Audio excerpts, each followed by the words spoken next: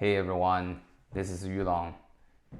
It's officially half year since my Achilles tendon rupture surgery. For those who don't know, I've ruptured my Achilles tendon at the beginning of this year. Since then, I've been making a bunch of videos to track my progress of recovery. If you're interested in previous updates, check out my channel. In this video, I want to talk about everything that happened during the last month, which is the month 6 since my surgery. And there's a lot going on. So let's get started. First, I want to talk about the goal that I set for this month. I think I said that I want to do a single leg calf raise, like a full single leg calf raise by end of this month.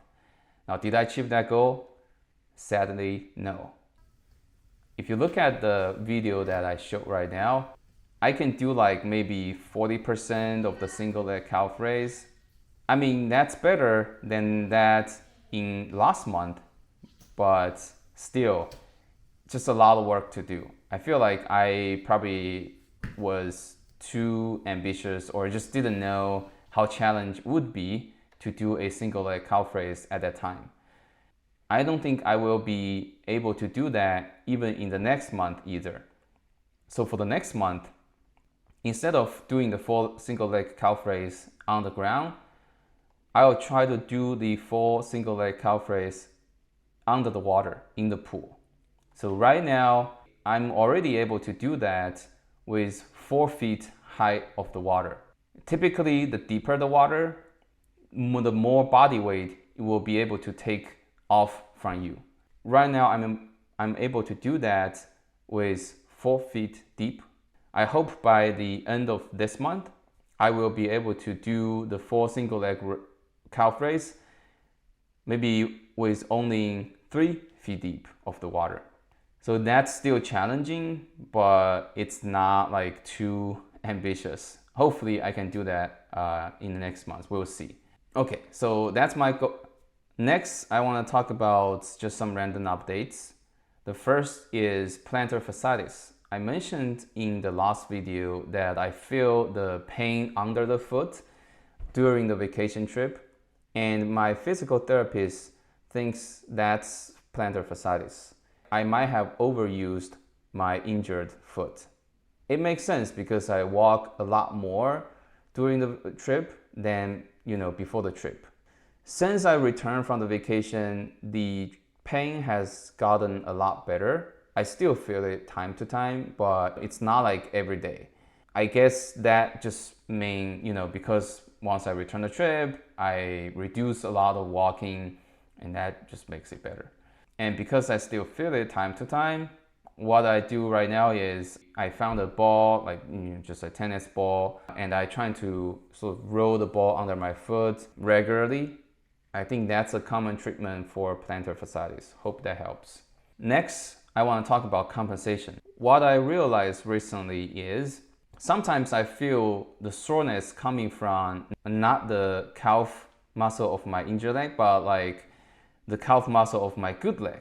And sometimes it's from the hip of my injured leg or hamstring of my injured leg. Now, what I suspect is while I am not aware of anything happening and I thought like I was walking normally now, if you look at my walking pose videos, internally in my body, a lot of muscles are still compensating for my weak calf muscle on my injured leg when I am like walking or standing or doing any movement. That's all happening without me realizing it. I think it's just like in my mind or my brain or my, just nerves are just doing its own thing. So that's when it hits me that while I have been tracking my walking pose, every time I'm filming my walking pose, my mind knows I am walking and I'm trying to do the balancing like consciously. And that's why my video probably looks I'm okay. Whenever I am walking without thinking about it, I might actually walking in an imbalanced way. I think that's just simply because most of my muscles on the injured leg are still relatively weaker than other parts, which sort of makes intuitive sense. I guess for patients like us, we just have to get used to think about any movements we want to do before we do it. Walking, standing, moving around, turn around.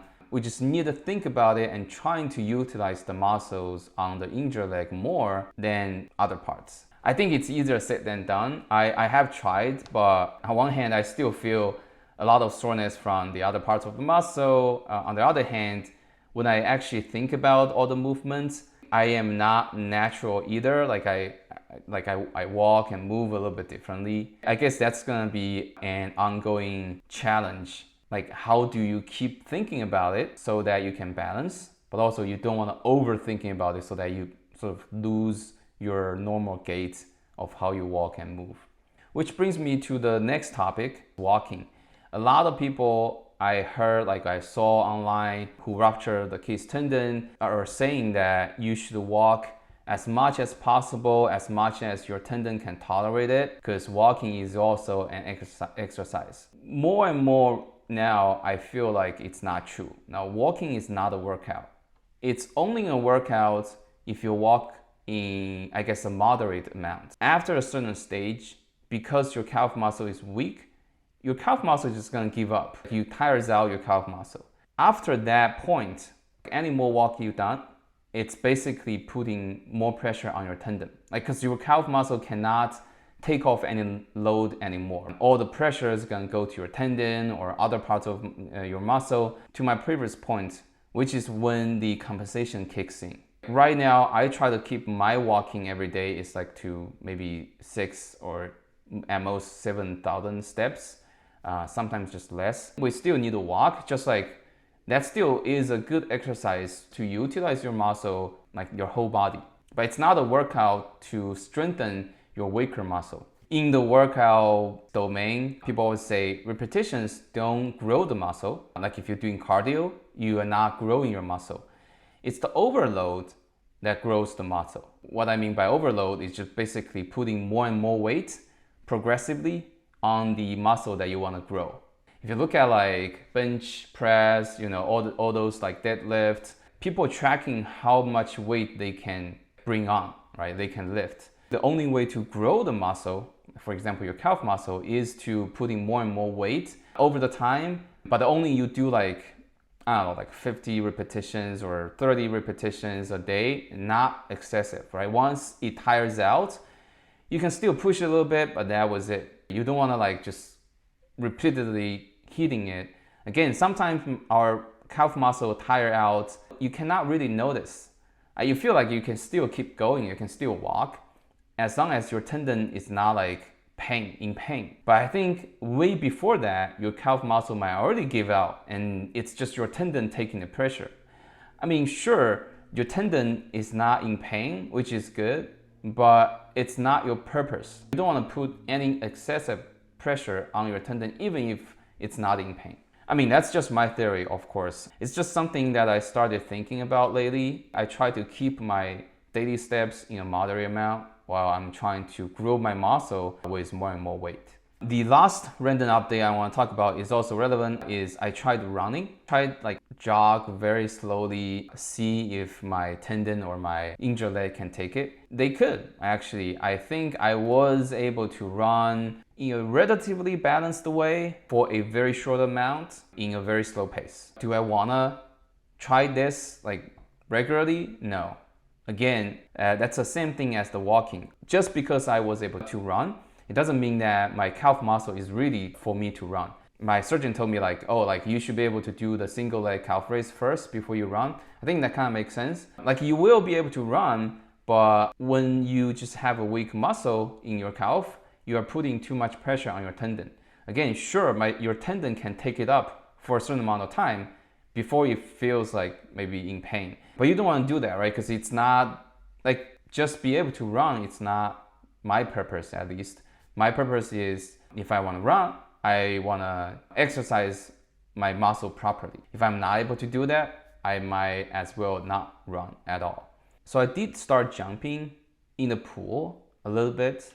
That is mostly for me to try to feel my calf during I jump, to make a connection between my mind and my calf.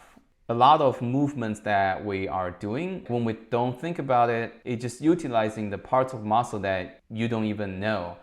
and that's not our purpose during the exercise. I think I spent a lot of time talking about this. Long story short, I'm not gonna walk too much. I'm not gonna run. What I try to do more is overloading my calf muscle and also trying to be mindful whenever I walk or move or doing exercises. Trying to make sure that my calf muscle is actually activated during all these times. That's all the random updates. Next is routine update. I'm not gonna talk about walking pose because like I said, right now I'm at a stage where whenever I am filming it, I know I am filming it. So I walk in a pretty balanced way. I will figure out a way maybe to film my walking without me noticing it, right? And let's see maybe in the next months if that has any difference compared with my previous walking pose. Next is walking trend. So let's see. Average steps every day definitely goes down. Since last month I was traveling, which makes sense. Trying to keep like around 6,000 to 7,000 steps to see if that is a good amount I should walk every day.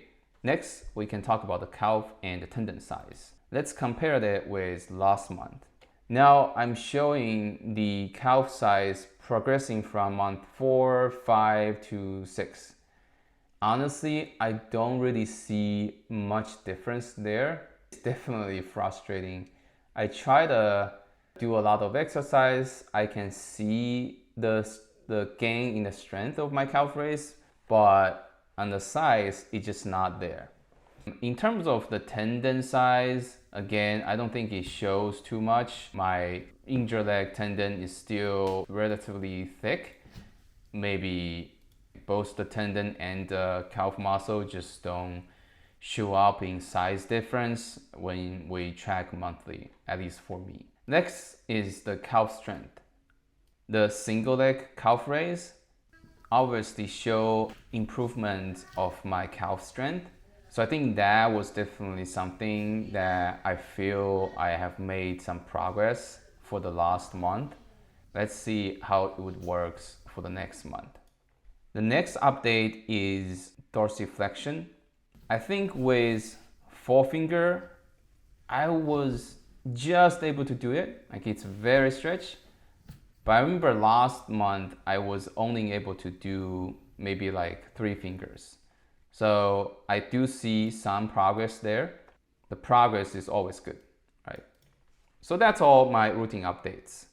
The last one, I want to talk about the exercises I am doing every day. I will show a complete list in the end, but for the last month, I added 2 new exercises. First is what they call star excursion. I do this twice a day. It's an exercise, but it's also a good way just to test my range of motion and also stability.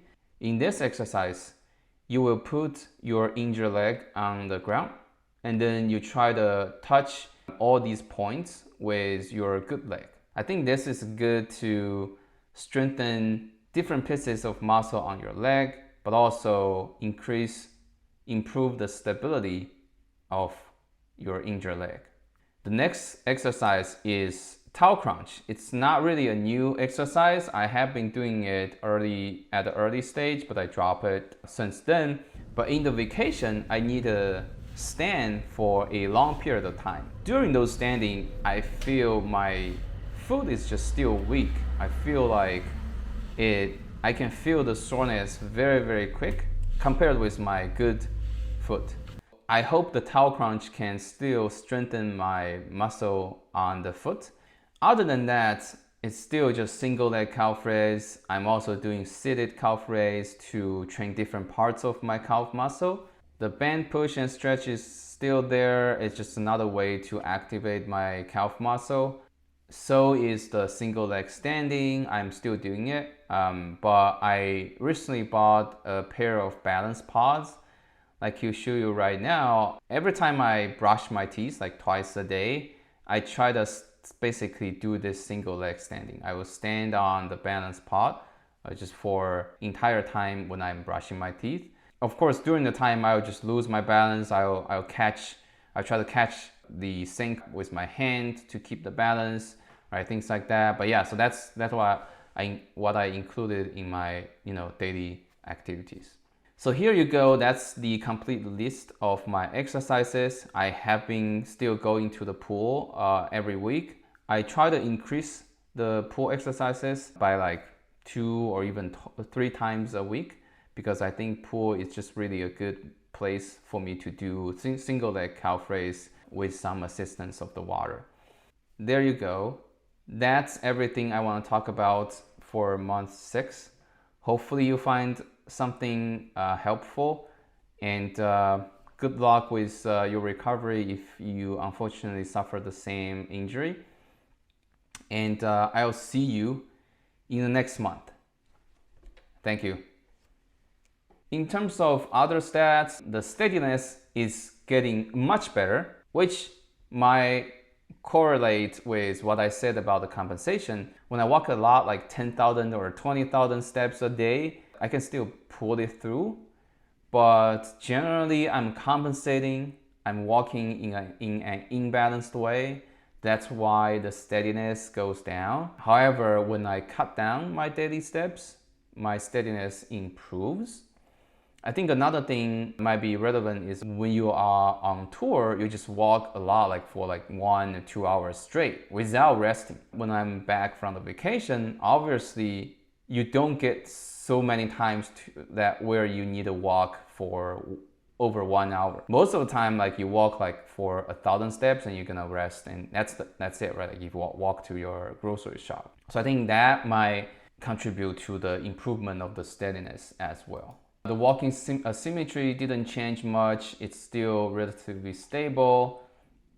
The walking speed didn't change much. The 6-minute walk suffers and then improves. One thing I now do notice is be able to walking over like 1 or 2 hours straight sort of shows my endurance during my vacation. That's why the 6-minute walk is increasing. And shortly after that, it's decreasing, right? Because here it says the 6-minute walk is the more fit you are, it's tracking like how far you can walk on flat ground, right? So if I'm walking like 1 or 2 hours straight, they probably think, okay, you know you're pretty good. You can walking really far. Yeah, that's all for my walking trend.